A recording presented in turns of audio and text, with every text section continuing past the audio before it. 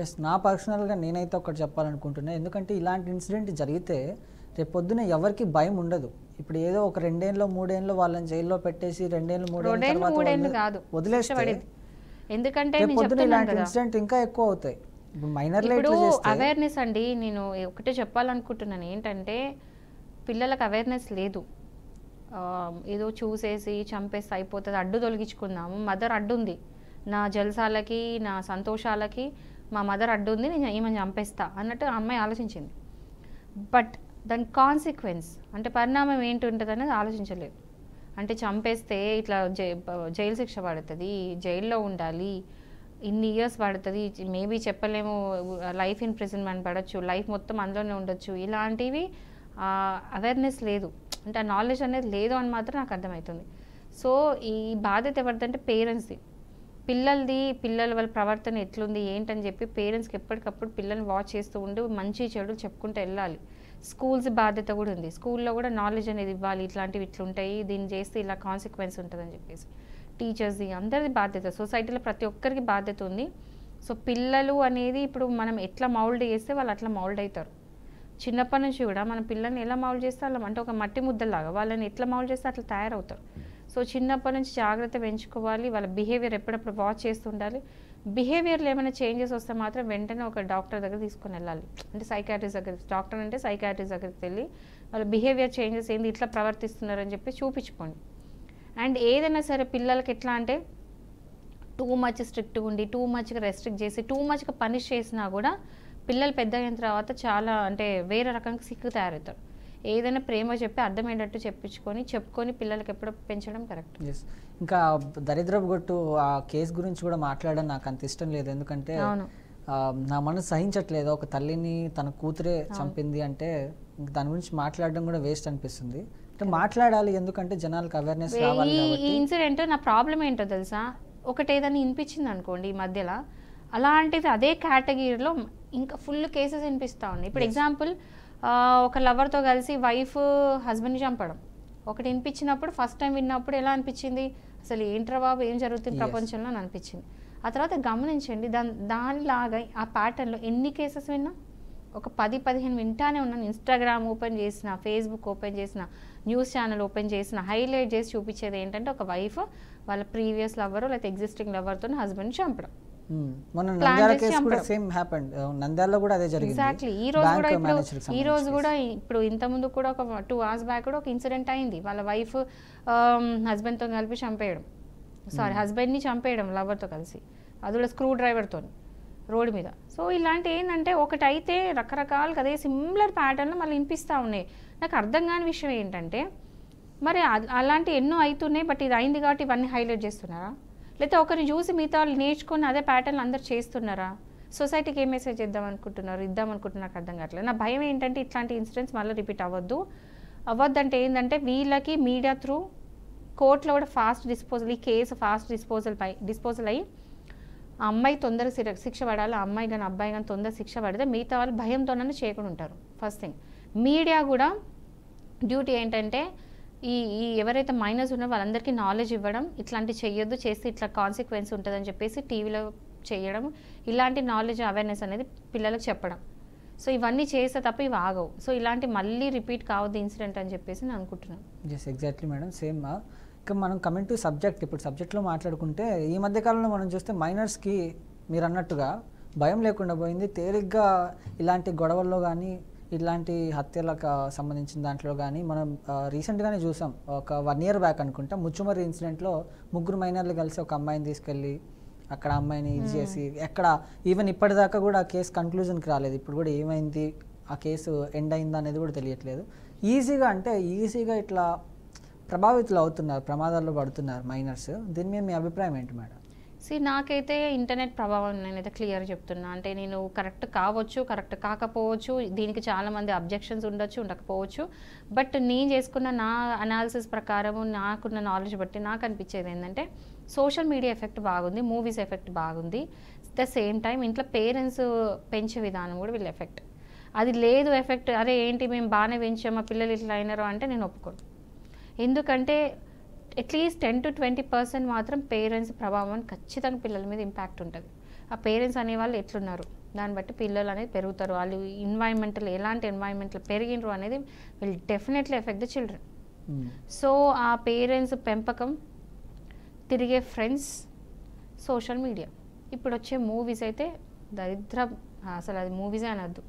అంటే ఒకరికొకరు పోటీ పడి నేను వాయిలెంట్ తీస్తా అంటే నేను ఇంకా వాయిలెంట్ తీస్తా అని చెప్పేసి పెద్ద పెద్ద డైరెక్టర్స్ పోటీ పడి చేస్తున్నారు. ఆ మూవీస్ కనీసం మనం కళ్ళు తెరిచి చూడలేము. బట్ ఈ జనరేషన్ పిల్లలు అంటే ఈ జెన్జీస్ ఎవరైతే ఉన్నారో దే ఎంజాయింగ్ ఇట్. ఒక వాయిలెంట్ మూవీ చూస్తే ఏంటంటే ఎవరైతే జెన్జీస్ ఉన్నారో 2000 బాన్ తర్వాత that literal enjoying those violent movies. అంటే వాళ్ళకి వాయిలెన్స్ అసలు ఏం అనిపించదు. మనం మాత్రం కళ్ళు మూసుకుంటాం. అయ్యి ఏంట్రా బాబు ఇది, అమ్మో చూడలేము, చంపుతుంటే పొడుస్తుంటే బ్లడ్ వస్తుంటే అసలు బ్లడ్ సీన్స్ చూడలేం. వాళ్ళకి మాత్రం ఆ బ్లడ్ కనిపిస్తే ఆ తెలియని ఆనందం, సేడిస్టిక్ ప్లెజర్ లాగా. సో ఇలాంటి కొన్ని జరుగుతున్నాయి సొసైటీలో. ఏంటంటే ఎవ్రీబడి షుడ్ బి రెస్పాన్సిబుల్.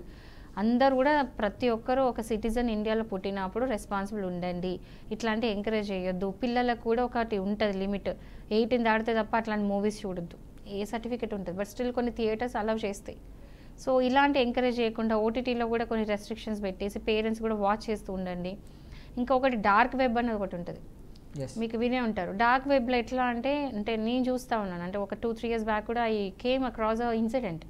ఎట్లా అంటే పిల్లలు తొందరగా అట్రాక్ట్ అవుతారు. ఏదైనా ఇప్పుడు మీరు అంటూ ఉంటారు కదండి, ఇప్పుడు మంచికి అట్రాక్ట్ అవ్వడం, చెడుకి ఎక్కువ తొందరగా అట్రాక్ట్ అవుతారని. ఎగ్జాక్ట్లీ ఇక్కడ అదే జరుగుతుంది. ఏంటంటే పిల్లలు ఏంటంటే కొంచెం ఏదైనా క్యూరియస్ చేసేది, ఏదైనా క్యూరియస్గా అనిపించింది తొందరగా అట్రాక్ట్ అవుతారు. సో మంచికి బోర్ అవుతుంది, కానీ చెడుకు మాత్రం తొందరగా అట్రాక్ట్ అవుతారు. ఈ డార్క్ వెబ్లో కూడా ఎలాంటి వీడియోస్ పెడతారు అంటే అన్ని చిల్డ్రన్ మీద అయ్యే, పిల్లల మీద అయ్యే వాయిలెన్స్ వీడియోస్ ఎక్కువ పోతాయి డార్క్ వెబ్లో. అండ్ ఎంత బ్రూటల్గా చంపుకుంటే అంత వీడియో వైరల్ అవుతుంది. ఇలాంటి అంటే డార్క్ వెబ్లో పెట్టి, డార్క్ వెబ్ ఈ పిల్లలకి ఎట్లా యాక్సెస్ దొరుకుతుందో తెలియదు. పిల్లలు యాక్సెస్ తీసుకొని మరి వాచ్ చేశారు. నాకు ఒక ఇన్సిడెంట్ నేను చూశాను. ఐ డోంట్ వాంట్ పేర్లు బయట చెప్పదలుచుకోలేదు, బట్ చూసిన నేను. అంటే ఒక 12-13 years పిల్లలు డార్క్ వెబ్ చూస్తూ ఉన్నారు. సో ఎందుకంటే రెస్ట్రిక్షన్స్ లేవు, యాక్సెస్ అట్లా పెరిగిపోయింది, ఇంటర్నెట్ అట్లా పెరిగిపోయింది, దాని తగ్గట్టు ఊళ్ళు అన్నీ ఇవన్నీ కూడా కరెక్ట్ చేయాల్సిన విషయాలు. ఇవన్నీ కరెక్ట్ అయినప్పుడే కొంచెం మారుతుంది. బట్ పిల్లలకి మాత్రం ఒక భయం అనేది ఉంటే తప్ప ఇవి మారవు. పిల్లలు భయం పెట్టాలంటే ఇంట్లో అందరిది రెస్పాన్సిబిలిటీ, వాళ్ళకి తెలియజేయడం. ఇప్పుడు ఒక మైనర్ హత్య చేశాడు అనుకోండి, ఇప్పుడు సాధారణ నేరస్తులానే అతన్ని గణిస్తారా, లేకపోతే మైనర్ కంటే ఏమైనా ప్రత్యేక చట్టాలు ఏమైనా ఉన్నాయా మేడం? అదేనండి, జస్ట్ ఇప్పుడు జువెనైల్ జస్టిస్ యాక్ట్ ఉంది, ఓకే, 2015. ఈ యాక్ట్ ఏంటంటే స్పెషలీ జువెనైల్ అంటే జువెనైల్ అంటే ఏంటంటే ఇక్కడ అండర్ 18 వాళ్ళు జువెనైల్ అంటారు.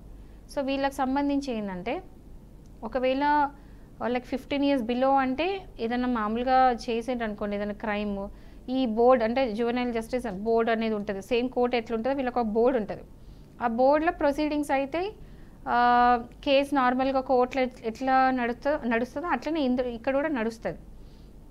అండ్ ఆ బోర్డ్ యాక్ట్ ప్రకారము జువెనైల్ జస్టిస్ యాక్ట్ జేజే యాక్ట్ 2015లో సెక్షన్స్ బట్టి వాళ్ళకి దానికి వాళ్ళు చేసిన క్రైమ్ ఏంటి, ఆ క్రైమ్ తగ్గట్టు శిక్ష ఏంటి, సో అవన్నీ క్లియర్గా ఉంటాయి. కాబట్టి ఆ యాక్ట్ ప్రకారం బోర్డ్ డిసైడ్ చేస్తుంది. దానికి ఇప్పుడున్న రెగ్యులర్ కోర్ట్స్, క్రిమినల్ కోర్ట్స్కి సంబంధం లేదు. ఓకే, సో దొంగతనాలు అలాంటి చిన్న కేసెస్ అవన్నీ కూడా వాటి శిక్షలు పడతాయి. బట్ ఆ జువెనైల్ కోర్ట్స్ జైల్స్ ఎట్లుంటాయి అంటే నార్మల్గా అంటే వాళ్ళ స్కూలింగ్ ఉంటుంది, అన్ని టాలెంట్స్ నేర్చుకోవచ్చు, ఏదైనా కౌన్సిలింగ్స్ ఉంటాయి, అన్నీ ఉంటాయి. అంటే ఆ పర్సన్ ఆ చైల్డ్లో చేంజెస్ తీసుకురావడానికి ఉండే ప్రతి ఒక్క ఫెసిలిటీ ఉంటుంది. ఎందుకంటే మేము చెప్పినా కదా, పనిష్మెంట్ బేసిస్ కాదు అది, ఎగ్జాక్ట్లీ చేంజ్ బేస్లో ఉంటుంది అని చెప్పి. సో చేంజ్ తీసుకురావాలి, ఆ పిల్లల్లో చేంజ్ తీసుకురావాలనే కోర్ట్స్ ఉంటాయి, జైలు ఉంటాయి, చదువు కూడా నేర్పుతారు అందులో. సో ఎవరి ఇంట్రెస్ట్ బట్టి వాళ్ళ పిల్లలు నేర్చుకుంటారు. 18 తర్వాత వేరే. బట్ ఒకవేళ అది హీనియస్ క్రైమ్ అంటే చెప్తాను కదా, ఒకవేళ చాలా డేంజర్ క్రైమ్ చేసి ఉంటే మాత్రం వాళ్ళని ఒకవేళ వాళ్ళు 16 to 18 years అయ్యి ఉంటే స్పెషల్ కేసులు కన్సిడర్ చేసి వాళ్ళని ఒక అడల్ట్ లానే ట్రీట్ చేసి అడల్ట్ కేసు శిక్షలానే వేస్తారు. అలా జరుగుతుంది. ఇప్పుడు జేజే యాక్ట్ అంటే జువెనైల్ జస్టిస్ యాక్ట్ ప్రకారం ఒక మైనర్ హత్య చేశారు అనుకోండి, ఇప్పుడు ఏ విధమైన కేసు కింద దీన్ని పరిగణిస్తారు? Depending on the age. ఇప్పుడు ఏంటంటే ఒకవేళ అంటే జనరల్ అయితే మరి అంటే అయిన కేసెస్ బట్టి ఏంటంటే ఒకవేళ 16 to 18 years అయితే మాత్రం ఎట్లా కన్సిడర్ చేస్తారంటే ఒక అడల్ట్ లానే కన్సిడర్ చేస్తారు. అంటే ఇప్పుడు అది కూడా ఎట్లా అంటే 16 to 18 ఉంది కాబట్టి ఇప్పుడు సరే ఐపీసీ కింద 302 కింద వేరండి. బోర్డ్ డిసైడ్ చేస్తుంది. బోర్డ్ ఏం చేస్తుందంటే ఆ పర్సన్ని ఎవరైతే పిల్లలు అంటే మైనర్ అయితే ఇన్వాల్వ్ అయి ఉన్నాడో ఈ మర్డర్ కేసులో దానికి మైండ్ అనాలిసిస్ చేస్తారు. అండ్ ఇంటెన్షన్ ఏంటి, ఈ మర్డర్ చేయడానికి ఇంటెన్షన్ ఏంటి అనేది చూస్తారు, వాళ్ళతో కౌన్సిలింగ్ చేస్తారు. ఇవన్నీ కన్సిడర్ చేసిన తర్వాత వాళ్ళని ఒక అడల్ట్ లాగా చూడాలా లేకపోతే ఒక మైనర్ లాగా చూడాలనేది బోర్డ్ డిసైడ్ చేస్తుంది. బోర్డ్ డిసైడ్ చేసిన తర్వాత ఒకవేళ ఎస్పెషల్లీ మోస్ట్లీ ఒకవేళ మర్డర్ అంటే సెక్షన్ 302 ఆఫ్ ఐపీసీ అయి ఉంటే మాత్రం మోస్ట్ ఆఫ్ ద కేసెస్ ఒక అడల్ట్ లానే ట్రీట్ చేస్తారు. ఎగ్జాంపుల్ ఈ కేసు ఇప్పుడు మీరు మాట్లాడుకున్న కేసు ఒక అడల్ట్ లానే ట్రీట్ చేస్తారు. సో డెఫినెట్గా వాళ్ళని మామూలుగా అంటే క్రిమినల్ కోర్ట్స్కి పంపించేసి ప్రొసీడింగ్స్ చేసి సెక్షన్ 302 కింద ఏదైతే పనిష్మెంట్ ఉంటుందో అదే మర్డర్ కేసులో చేసిన మైనర్ కూడా విధిస్తారు, ఆ పనిష్మెంటే విధిస్తారు. ఓకే.